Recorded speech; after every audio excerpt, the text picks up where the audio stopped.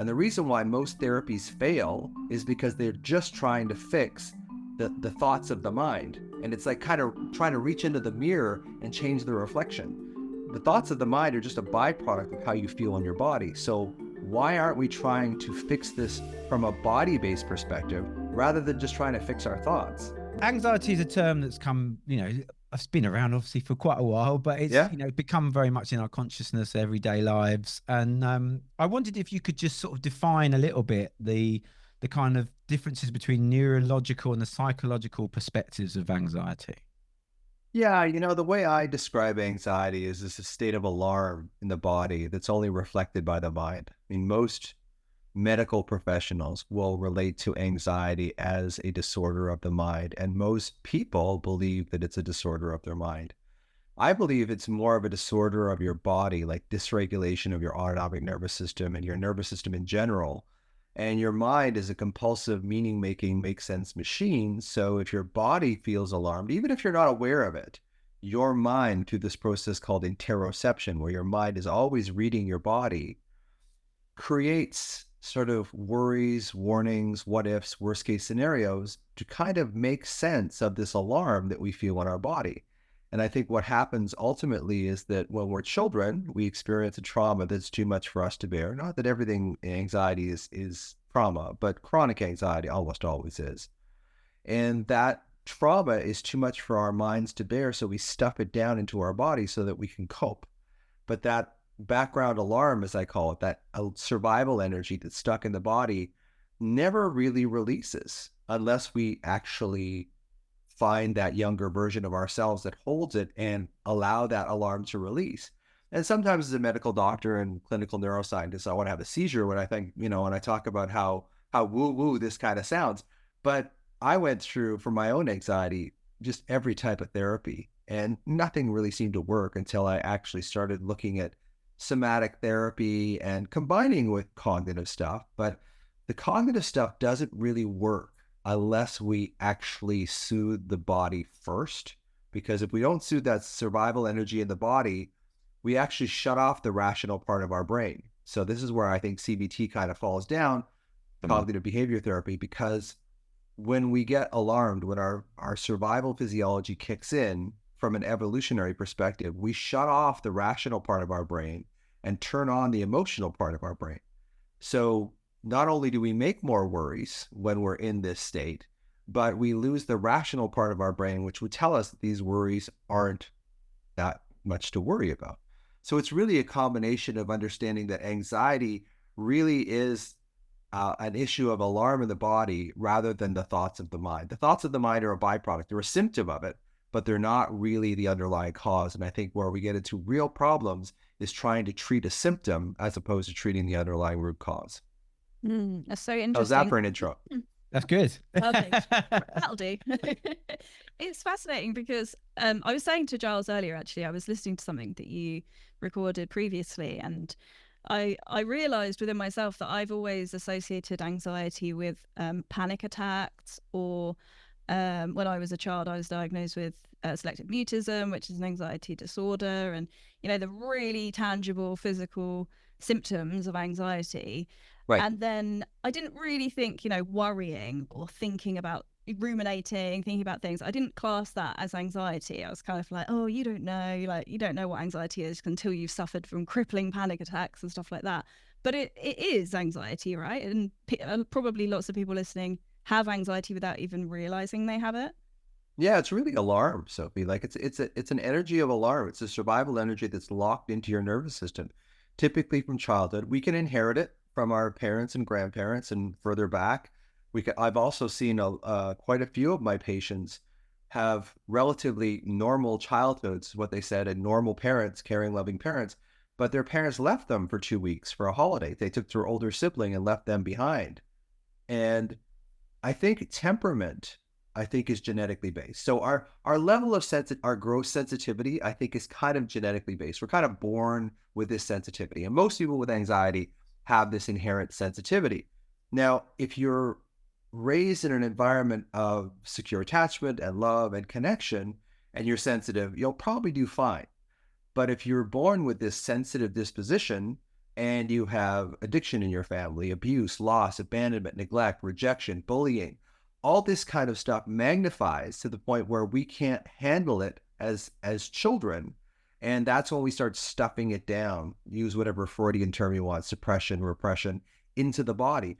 And again, that's where it stays. So I think all these different emotional issues, depression, anxiety, OCD, eating disorders, all these things come from this state of alarm. They're just manifested differently in different people. So two people can have exactly the same trauma, and one is very sensitive and develops an eating disorder or develops OCD or whatever, and the other one doesn't, because they don't have that inherent sensitivity that I see with virtually all of my anxiety people.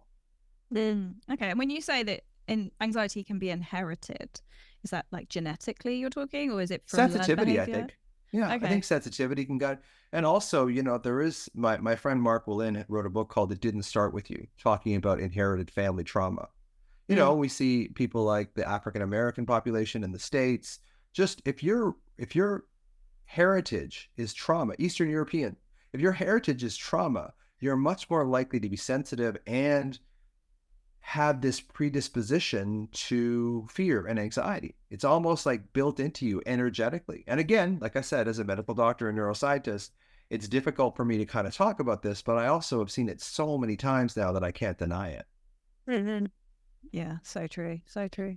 So let's go into the science of anxiety. What the actual thing that happens within our bodies when this happens. So like, Sure. what is happening in our brains and our bodies when we're going through an anxiety. Sorry, Sophie's no, I get it. I've got a blind dog that doesn't know where she is. It's all right. It's all right. Amazing. Yeah. You don't have to be anxious about it. Yeah. Yeah. So sorry, I'll start again. So yeah, the science of anxiety. So what is happening in our brains and our bodies when we're going through an anxious episode? Yeah. Well, our bodies secrete cortisol, which is the stress hormone, because the hypothalamic pituitary axis in our brain secretes ACTH, which gets us to create cortisol, which is kind of like a stress hormone. Yep. It kind of buffers the stress in our body, which is fine in the short term. But if you have cortisol running around in your system in the long term, it causes all sorts of problems with glucose metabolism, muscle issues, and that kind of thing. So cortisol is one of the things that is involved with chronic anxiety. Norepinephrine in the brain, also called noradrenaline, sort of activates the brain in general.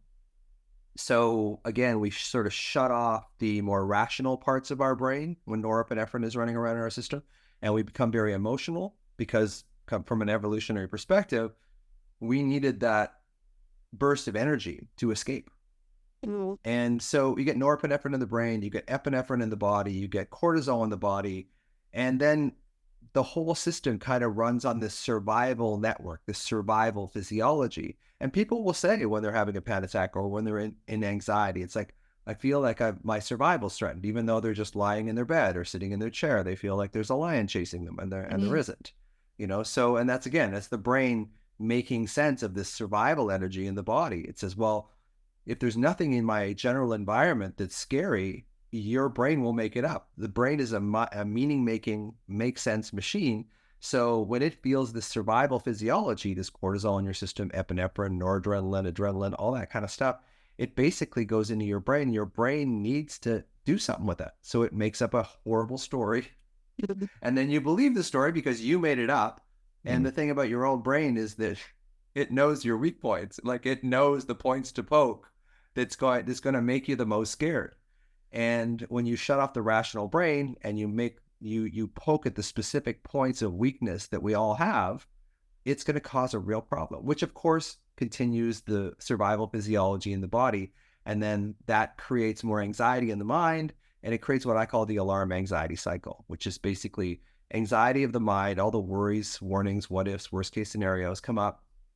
We believe them consciously or unconsciously, which of course carries on that HPA axis, carries on all those hormones and peptides of anxiety, of survival, which of course makes the worries worse, which makes the alarm worse. So we get into this alarm anxiety cycle. So for me, anxiety is not one entity, but two. It's the anxious thoughts of the mind, but it's also this survival energy in the body. And the two of them cycle on each other. And the reason why most therapies fail is because they're just trying to fix the thoughts of the mind. And it's like kind of trying to reach into the mirror and change the reflection. The thoughts of the mind are just a byproduct of how you feel in your body. So why aren't we trying to fix this from a body-based perspective rather than just trying to fix our thoughts, which works temporarily but never works long-term? Yeah, it's true. I mean, as you were saying, when we suffer trauma, which essentially, kickstarts anxiety in us, that's a subconscious thing, right? That's not something we can change on a conscious level. So, I'm sure there'll be people listening that are just overwhelmed with anxiety and don't even know where to start. And I guess it sounds easy, and it probably is. Like, how do we conquer anxiety on the body level and not just on the mind level? Well, fundamentally, the way that I look at anxiety and the way I write about it is that fundamentally anxiety is a separation of the mind from the body. So the mind is always going and is separated from the body, and a separation of your adult self from your child self. So your child self that experienced the trauma is still in you. Now, the adult in us does not want to go back to the child because the child holds all our pain. The child in us doesn't trust the adult because we've been with the child for our entire lives and haven't really gone back to help them. So the combination of those two things creates a lot of alarm physiology. And I actually prefer the term alarm rather than anxiety. And I get my anxiety people, my patients, clients, whatever you want to call them, to call it alarm rather than anxiety. It's like, instead of I'm having an anxious day, it's like I'm having an alarming day. Because, everybody's been alarmed. If you go to lunch with your friend and you say, I'm feeling anxious, they may not know what you mean. But if you say, I'm feeling really alarmed today, everybody's been alarmed. Everybody knows what alarm feels like. So it's a much more relatable term. It's a much more accurate term too, because it's really alarm that we're suffering from. The anxiety, again, is just the byproduct that our mind makes up for this alarm that's stuck in our body, this survival energy that's stuck in our body, probably since childhood. Okay. So in terms of getting that energy out, is there some kind of somatic thing that we can be doing when, like, for example, when you're in the alarm state, what Yep. can you do physically to sort of get that energy out? Well, it's not so much getting the energy out, Sophie, as making friends with the energy, because the energy really is the younger version of you that was, hit by your dad, or you screamed at by your mom on a regular basis, or you had a perfectionistic mother that you could never satisfy. That's something that gets stuck in us. And we have to find that child in us and show them that they're seen, heard, open to, understood, loved, and defended, which is this SHOULD acronym that I have. So SHOULD stands for see, hear, open to, understand, love, and defend. So it's really creating that safety for that child and going back and giving that child now what they didn't get back then. That's part of it.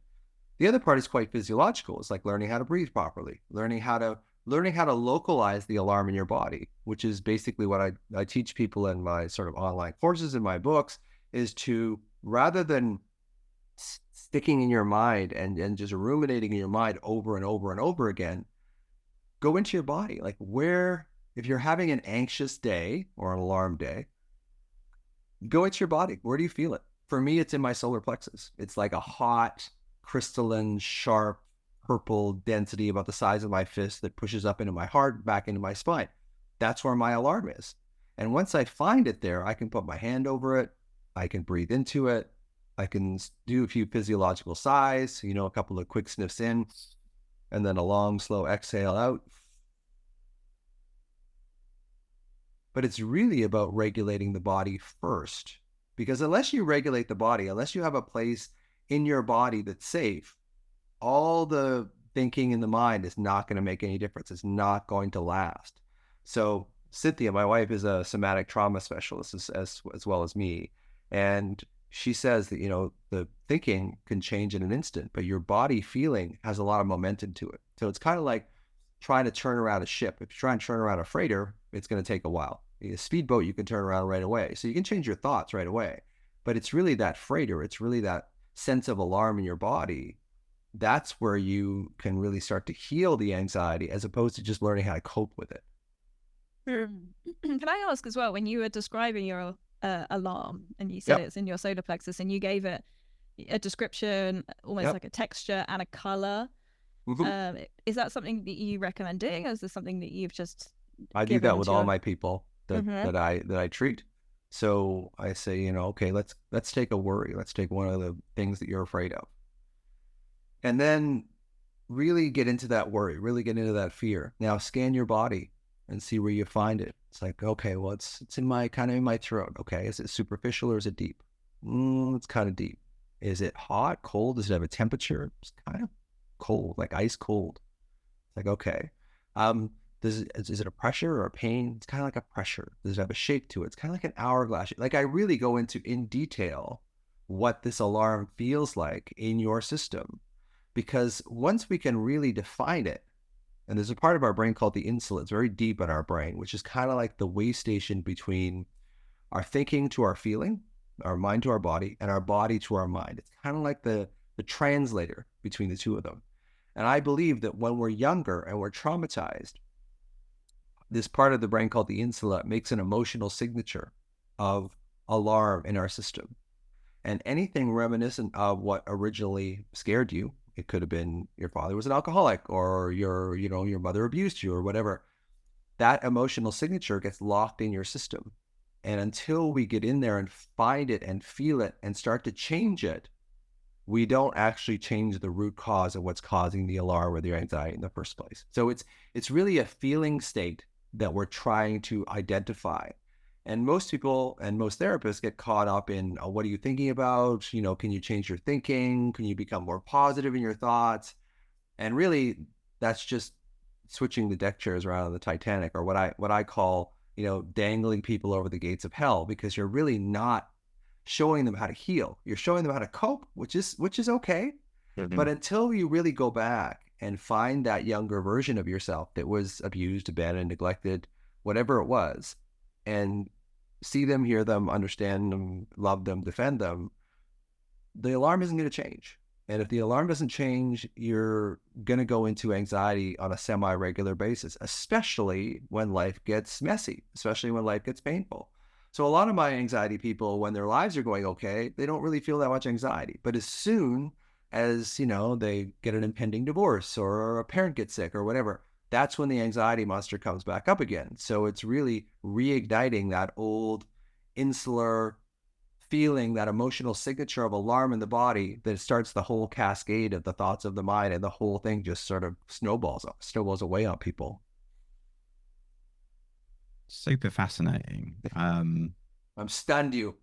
No, you have. It's a Is it very atypical way of looking at anxiety. It, You know, most what? people don't understand.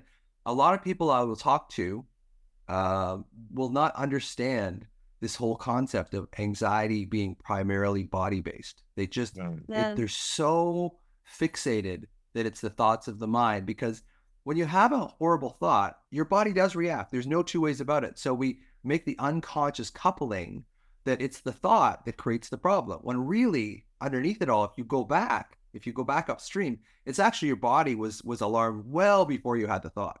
Now, I'm not saying that negative thoughts or scary thoughts can't start the cascade on its own, but I'm saying that the root cause of it is this old alarm energy that's stuck in your body, probably since childhood. Well, it makes perfect sense. Yeah, well, yeah, we were talking about this earlier, weren't we? Sophie and I both been through various traumas in our lifetime, which we talk about on a regular basis, all the time, don't we? And so it does make perfect sense, you know. And the actual physiological feelings of anxiety are body based, you know. Yeah.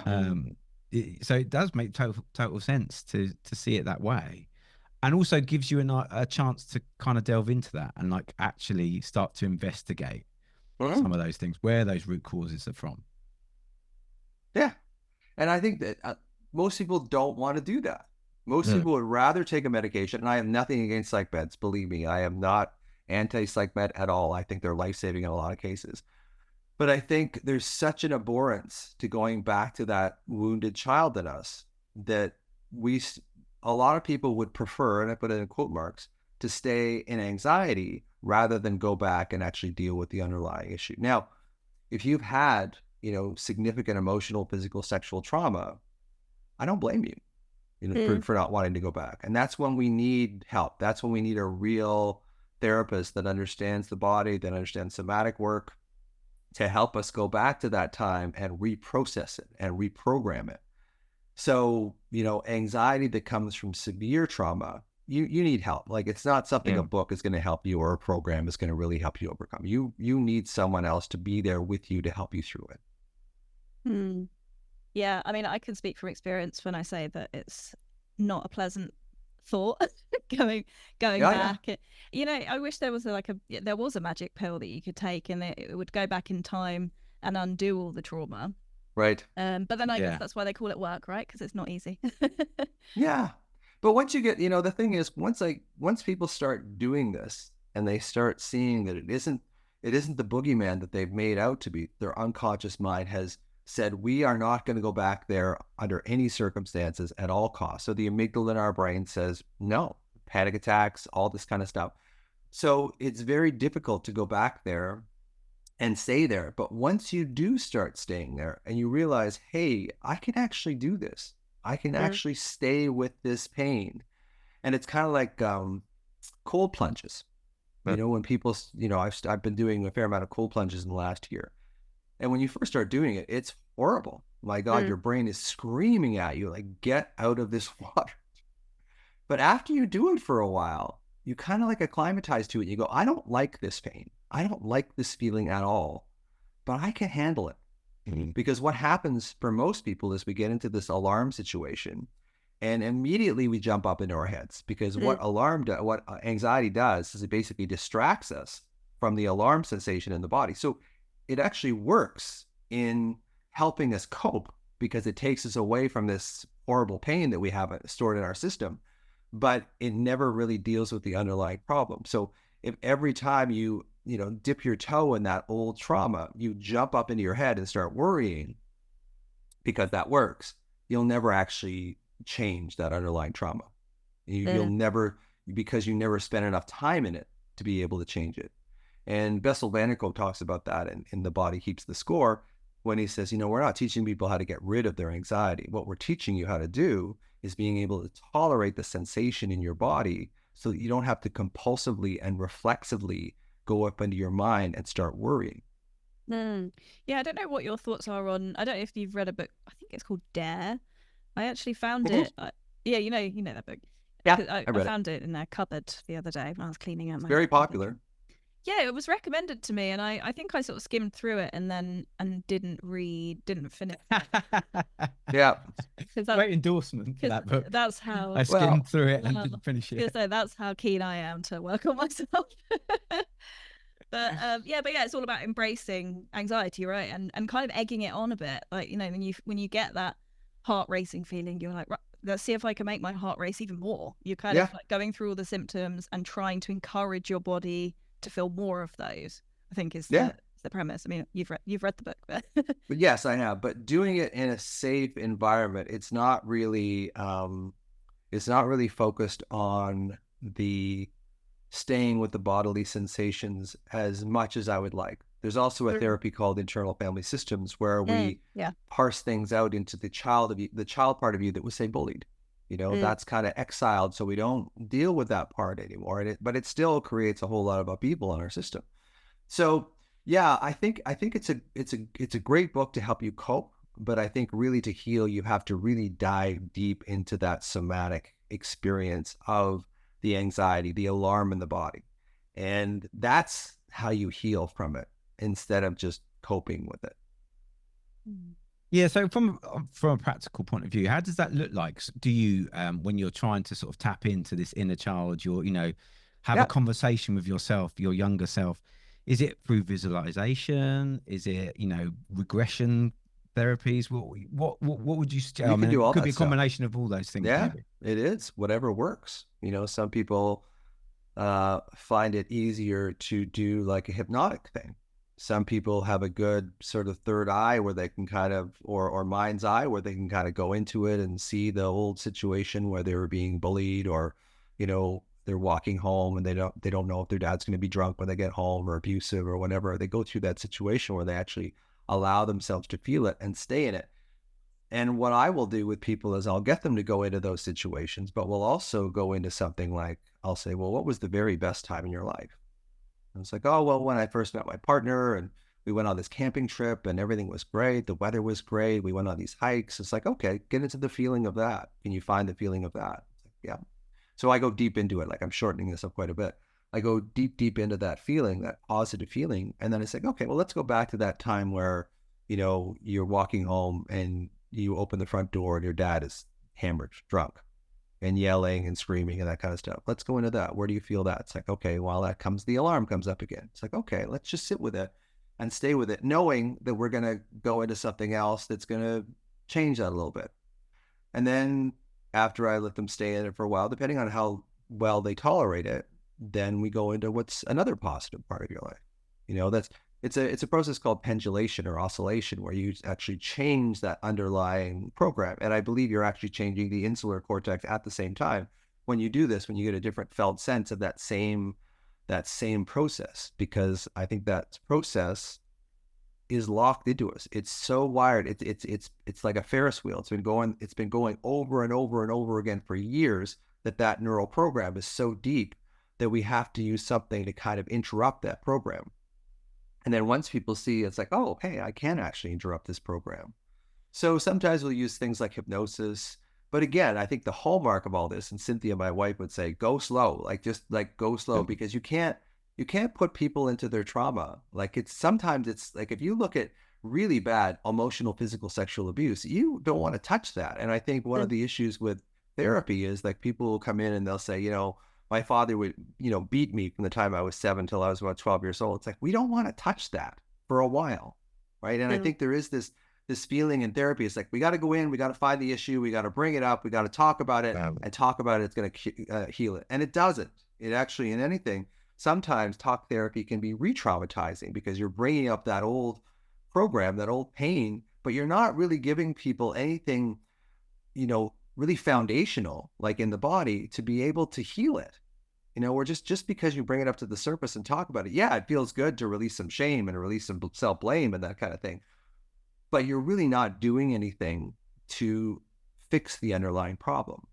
So that's what I'm talking about, is just getting into that feeling in your body. I have this thing in the book that I call ABCs. So A is for awareness. Like, how do you feel when you get anxious? What happens to you when you're alarmed? What bodily sensations do you have? Can you see those earlier and earlier? And like, I had one patient who said, I get this kind of strange feeling in my lower abdomen, sort of around my genitals, when I start getting anxious. It's like, have you noticed that before? It's like, no, not until you actually said, what happens before that? What happens before that? What happens before that? So we go into this place that we find the prodrome of what happens before the whole thing comes up, almost like a panic attack, before it starts to come up.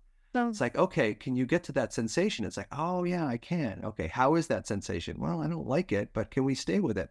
And can we recognize that that's the early warning system? That's you starting to dive into alarm. And if we can get the alarm at an early phase, we can take what I call take an exit. We can take an exit off it. But if we ignore those symptoms, or we're not aware of them, we're all of a sudden in it before we even realize it. And then when you're deep in anxiety and you're deep in survival, like I said, you shut off your rational brain anyway. So trying to use your rational brain to breathe and to become conscious and stuff isn't going to work, because your rational brain got shut off. Now, with practice over time, you can learn this ABC process where you're aware, like, these are my symptoms. I know they're coming up. Okay, go into my body and breath. Can I find the alarm? For me, my alarm's in my solar plexus, so I put my hand over that. I breathe into it. I try and make my exhales longer than my inhales. I sit with it. And I use this process called sensation without explanation, that I kind of made up as a mantra, at this personal development retreat that I spent thousands of dollars on. And it was, and I use it to this day. So it's like, just feel it, just sensation without explanation. Put your hand over the alarm, just sensation. You don't have to explain it, because your mind will compulsively try to explain what it is, because your worries on some level have protected you. And I put protected in quotation marks there, because when you worry about something, you make the uncertain seem a little more certain. So say you've got some stomach pain, you think, oh my God, this is cancer. And your brain, the way your brain works is it goes, yes, we figured it out. Here's some dopamine for you. Here's a reward for you because you figured it out. And you also secrete endorphins and enkephalins, the brain's natural, kind of like what runner's high gets, like these natural painkillers in the brain. So we get actually rewarded physiologically for worrying. And on top of that, we're taken away from this pain in our body. So it's a double positive. We assume that it's helping us. And really all we're doing is just teaching ourselves to worry more, worry and worry and worry. So it's really about, can you find this your body and your breath? So awareness is A, B is body and breath, and then C is compassion and connection to the child in you, finding that younger version of you and seeing them, hearing them, opening to them, understanding them, loving them, defending them, and really developing a relationship with them. I have this process I call commiserating. And I'll say to my patients or whatever, and I'll say, can you go into that? Can you say, it must have been really hard for you when you were walking home and you didn't know if your father was going to be like drunk out of his mind. And just see what that child says. If you get sometimes you'll get something back, sometimes you won't. But the thing is being consistent with that child over and over and over again. And eventually, often my patients will come back to me and say, I did that for a few months. And then after a few months, I just heard this voice from like out of nowhere, like Horton Hears a Who, like the Dr. Seuss book. It's like, it's way back there. It's like, hey, I'm here. I'm here. Because the thing about the child in us is they don't trust the adult because we've been with them for decades often, and we haven't really gone back to save them. In fact, I had this acronym called MAD, this sort of medications, addictions, distractions, and dissociations. This is what we've done instead of actually going back and finding that child. Now, I can understand why we wouldn't go back if you have severe trauma, of course. But if you're going to heal from anxiety, instead of just coping with it, this is what you have to do. You have to go back, connect your adult self with your child self, and connect your mind with your body. Another long rant there, but no, not at all. No, and it's really fascinating. And I was really intrigued when you were sort of saying about, like, obviously people not wanting to take the amount of time and effort to do this, which is understandable because sometimes it can be very uncomfortable. Horrible. Yeah, it's horrible to go back there. Just if you're badly bullied as a child or whatever, like it's very difficult. It takes a lot of courage, but I find people with anxiety very courageous because they do everything that everyone else does: raise their kids, go to school, go to the grocery store, but they do it with 100 pounds of fear on their back. Yeah. So it makes you a lot stronger. And one of the things about anxiety, I know I'm ranting a little bit here, but one more thing is that anxiety makes you overestimate threat and underestimate your ability to handle it. And that forms a cycle that creates a victim mentality. And if you are, succumb to the victim mentality, which I did, which just about everybody with anxiety does, you can't get out of anxiety because victim mentality feeds on anxiety and anxiety feeds on victim mentality. Yeah, it's a vicious cycle for sure. It really is.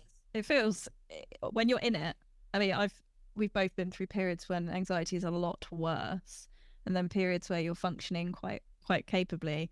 And it honestly does feel like you're in a pit that you can never get out of. It feels all-consuming and impossible to drag yourself out of, because the more anxious you get, the more anxious you are that you're anxious. It's just on and on and on and on.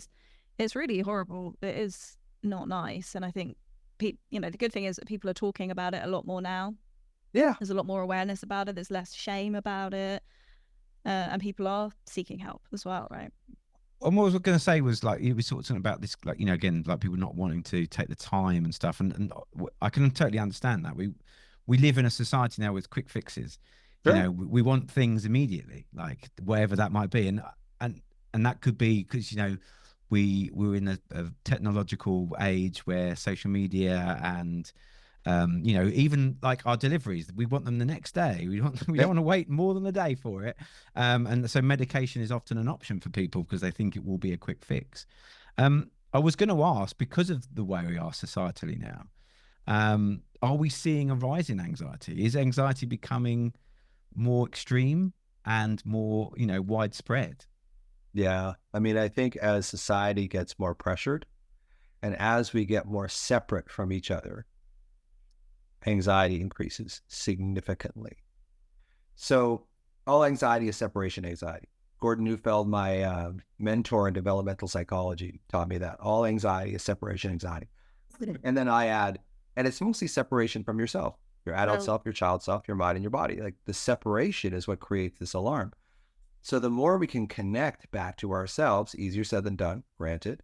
But if that can be your intention, rather than just trying to fix your thoughts or fix your thinking or take a medication, again, not against medications. I think medications are life-saving for a lot of people. But that was one of my problems with treating people with antidepressants, that I've written thousands of prescriptions for antidepressants over my career. And my problem wasn't so much when they didn't work, is when they did work. Because a lot of times I would see people that had, I don't like to say this term, but low-grade trauma, because it's all subjective, right? Like some people can have relatively mild trauma, like your goldfish dies and they completely collapse. And other people have horrible traumas and they seem to go through them. But I would see people who probably could work through a lot of this stuff, but as soon as they took an antidepressant and it worked, they didn't really feel any need to go back and actually treat the root cause of the problem. And a lot of times, and I heard this many, many times, people would say, you know, Dr. Kennedy, I don't feel so much anxiety or depression anymore, but I don't feel much of anything on these medications. So it's kind of like, you know, yeah, but the trick is finding the people that will go through it and will sort of say, okay, I will bite the bullet. I will go back. I will find that younger version of me and see them, hear them, love them, and understand them. Or, you know, I'd rather just take the medication because it's just too much. And I don't think that there's anything wrong with, if you have a medication and it works, sticking with it for the rest of your life, because if the trauma is just too great, there is only so much we can do. And I think that that's really important to find. But often people will think or will feel, you know, I think I can do it. I think I actually can. And there are people that say, look, I can't. I just can't go back. And I have no problem with that. Like, I am not someone who goes, look, we got to take you off your medication. We got to do this. We got to get you, you know, back into life again. If it's working for them and their trauma is severe, it's like, it's working for you. You know, I have a very practical approach to it. But that said, the medications are way overprescribed. Medical doctors do not really understand emotional issues. They don't understand alarm. They certainly don't have a grasp of somatic therapy, because it's not anywhere close to being addressed in medical schools. And in fact, you know, when you're a hammer, everything looks like a nail. And I was a medical doctor, so I went through the process of medical school, and it's very pharmaceutically driven. It's very like, here's your symptom, here's your medication, right? Not really acknowledging that maybe their symptom is emotionally based. And when we fix the underlying cause of that emotional problem, the situation goes away. And then we start getting into polypharmacy, where it's like, well, now the medication is helping you, but it's causing a side effect. So we'll give you another medication for that side effect. And it just get into this sort of never ending cycle. And again, I love medical doctors. I think medical doctors do amazing work in so many areas.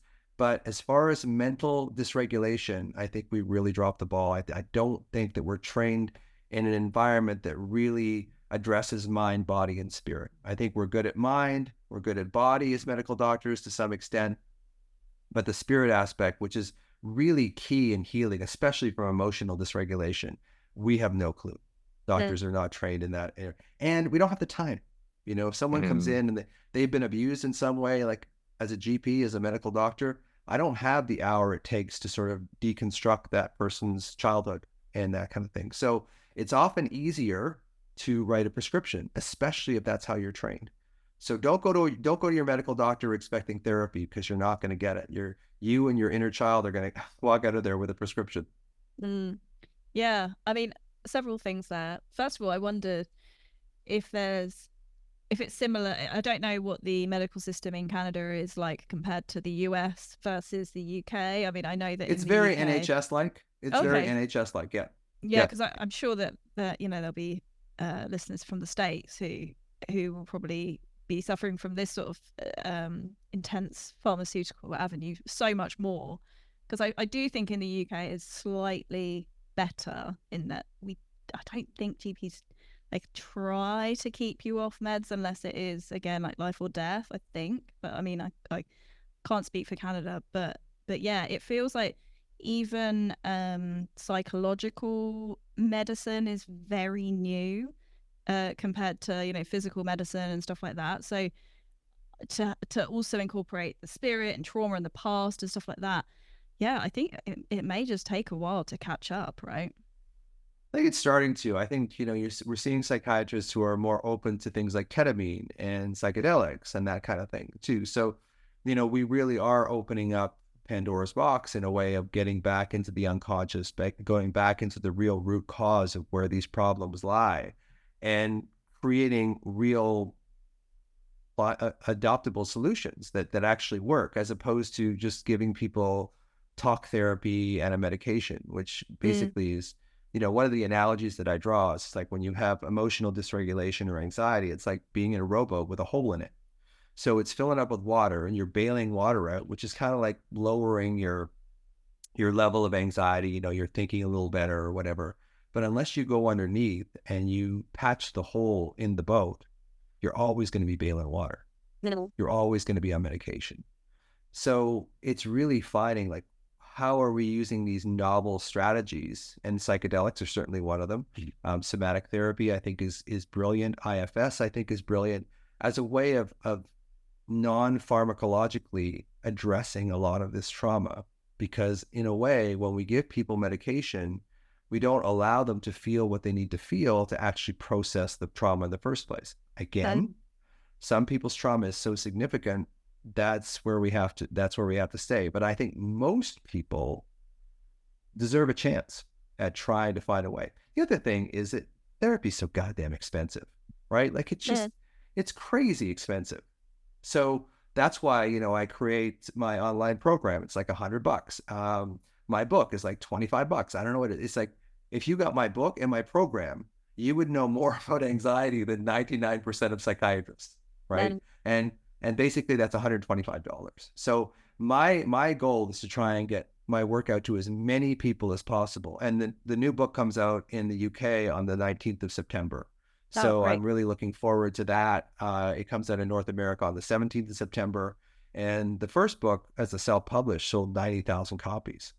So it's an idea whose time has come. I do think I'm a little ahead of the curve as far as that goes. So people get a little confused about, well, how is anxiety in the body? It's like, well, read the book and you'll understand my whole theory. Because I don't want you to have to suffer with anxiety the way that I did. I really don't. And I have this platform that I can use to say, hey, how about looking at it this way? And I get messages from people every single day saying, you actually described exactly how I feel in this sort of, it's in my body.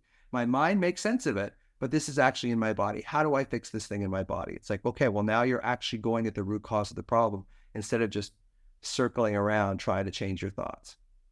It's really interesting because it makes so much sense when we've sort of said this when you already. hear it. Because you do feel it in your body, like you do actually physically, you know, the knot in your stomach or the sweaty palm, whatever it is. It makes total sense. I mean, when you do, like, if you are slightly more woo, although arguably stuff like yoga isn't really considered woo anymore, but you know, they say, oh, you carry emotion in the hips, and you do like knocking on heaven's door or whatever they call it, which is kind of like somatic yoga. You're like letting energy out, letting some steam out the pot, kind of thing. It's kind of a tale as old as time. I feel like we kind of know this, but we've just forgotten it, maybe. Well, I think we're just so much more indoctrinated to using our cognitive minds than we are our feeling bodies. So if I ask you to describe an apple and I show you an apple, you'll say, well, it's red, you know, it's got a skin, a texture to it, you know, and if you taste it, it's like, okay, it's sweet, that kind of thing. But if I say, how do you feel when you bite into an apple that you really enjoy? It's like that. Then people just go kind of stunned, like, well, I don't know, you know, and I will ask people, you know, what does your alarm feel like? It's like, well, it feels, and they have a hard time. They can't really, because no one's actually really just asked them, okay, where do you feel this? And they might, like therapists may say, oh, well, how does that make you feel? Or where do you feel that in your body? And that's where it ends. There is no, for me, it's like, is it superficial? Is it deep? Is it hot? Is it cold? I go through all these different things and I really zero in on where the alarm is in your body, because I do feel that insular cortex has this emotional signature of the alarm, and it shows up in your body exactly the same way every single time. Now, some people will show up in different places. Usually most people have one place, but there are people that have multiple places where the alarm shows up. And I think it's just finding that. And for so many people, it's such a relief to know, oh, this is actually in my body. Because like I said, from the time we're toddlers, we learn to use our brain to explain the world. And we get sucked into this ideal that the brain can solve all the problems. And actually, with anxiety, the brain just makes more problems, more thought, more rumination. And I always like to say, anxiety is a problem of excessive thought. So you're not going to solve a problem with excessive thought with more thinking. Yeah, that's true. Yeah. That's true. Go on. You were going to say something. Oh, I was just going to say, a thought that popped into my head suddenly was when I got a gut test done, like a gut check, and there was loads of stuff that was going on in there. I won't go into the details of what that is, by the way. Okay. Yeah. Or what that Well, I'm a entails. doctor, so it does, you're not You going to say anything that grosses me out. Yeah, your listeners might, but Giles finds go it ahead, so I dare funny. you. Well, I know all told about him- it. I've seen all the gory details. He didn't see me do it, but I told him about it. He just finds it hilarious. But anyway, and I got it because energy levels and stuff like that. But actually, what I found when I sorted my microbiome out and started taking prebiotics, probiotics, all the rest of it, is that quite a large chunk of my anxiety kind of disappeared. Which and then I was still left with all the sort of trauma-induced anxiety, but a lot of physical symptoms that for me was seemingly for no apparent reason kind of started to dissipate. And again, I feel like even that is kind of evidence of anxiety being in the body. That was kind of a physiological anxiety rather than an emotional and trauma-based anxiety. But it just suddenly popped into my head. It makes even more sense because even the gut and the gut-brain connection affects your anxiety. And Absolutely. So it's really understanding that, monitoring your sugar levels, not getting too much caffeine, all this kind of makes a difference. Absolutely. But it's not like I see people fixing their gut microbiome and then their trauma goes away completely. It's all, and then when they get stressed out, if they start going through a real difficult emotional time, they can have the best gut microbiome in the world and still their anxiety will come back. So again, it's kind of like this critical mass, this critical threshold. As long as your life is going okay, the anxiety is kind of under control. But as soon as you go above that, as soon as the water in the boat reaches a certain level, then kind of all bets are off in a way, and that cascade of alarm starts again. So it's really, yes, absolutely, fix your metabolic health, fix your gut health, all that kind of stuff too. But if there's trauma in there, it's going to come back. Like it's going to come back. So it's really, it's really fixing it. And here's one of the big things about that is the time to fix it is when you're feeling okay. But people don't do that. They wait until they're in this horrendous state. They say, oh, I have to fix my anxiety now. Well, it's like, okay, you got to run a marathon. Now you just finished running a marathon. It's like, okay, go run another marathon now. Because the time to fix it is when you actually have some resilience and capacity in your nervous system to start looking at this stuff so that you can metabolize it, as opposed to waiting until you're so depleted that you have no choice but to fix your anxiety. And that's when medications often come in. But it's just that's what I wish. I would wish that people would actually do that. But it's unrealistic. It's not human nature. Human nature is to wait until it gets so bad that you have to do something about it. Which is the same thing about not going back into your old trauma. You don't want to go back in there. So we're always reactive, not proactive. And I think that's the thing. Mostly. Yeah. That's the human condition, I think. Yeah. So true. Where can people find you and buy your book and also listen to your amazing podcast as well? The podcast is called the Anxiety RX Podcast. And when I first wrote the book in 2020, I called it Anxiety RX because in North America, RX means prescription. Now, in the UK, RX means nothing. Isn't it like I didn't know that. I didn't know. And in Europe and Australia and all these places. So I thought, being, sort of the egotistical medical doctor that I was, like everyone knows what RX means and they don't. And they don't. So in the UK, the book will be called The Anxiety Prescription. In North America, the second edition will still be called Anxiety RX. So the second edition is about, I would say, a third to a half different than the first edition. I mean, I've been on probably 250 podcasts in the last 4 years, and I've really refined the message a lot.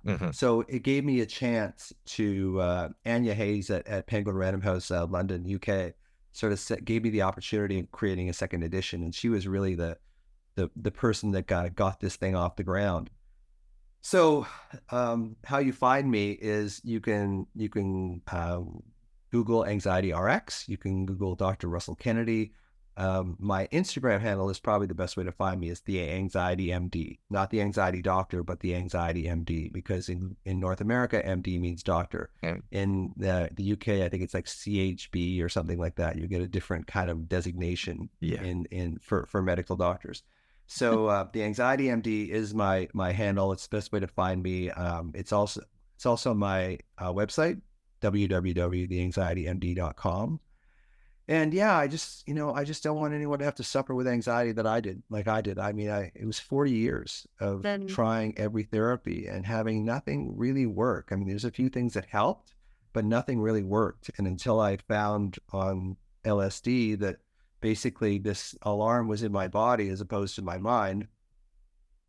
And it's not like I'm some sort of, LSD thing. I've only done psychedelics, ayahuasca, like 5 times in my entire life. And the last time was 2015. But it did show me that my anxiety, quote unquote anxiety, was actually the state of alarm in my body. And that's what I needed to fix the anxiety.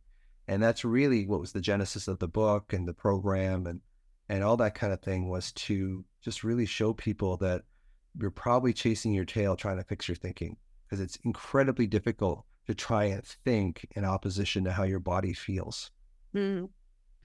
Wow. Yeah, I think a lot of people listening to this podcast will really empathize with what they've heard and will take a lot from it, and probably, like us, will kind of be in agreement with your way of thinking, and we'll start to see their anxiety in a different way.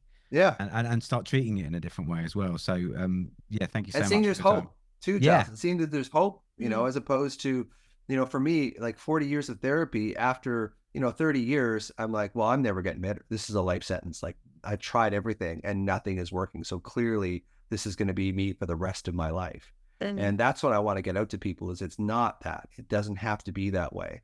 If you stick with traditional therapy, you're going to get traditional results, which aren't really that good. Nothing wrong with medical doctors, nothing wrong with medication. It's just that I think that most psychologists, psychiatrists, medical doctors are operating of a view of anxiety that's an issue of the mind, and it's more of an issue of the body. Amazing. Well, thank you so much for your time. Hey, Russ. you're welcome, guys. Thank you. Really enjoyed talking to you, and got so much out of this podcast today. So thank you. It's a lot of food for thought. It's made me add a bunch of things to my to-do list, I think.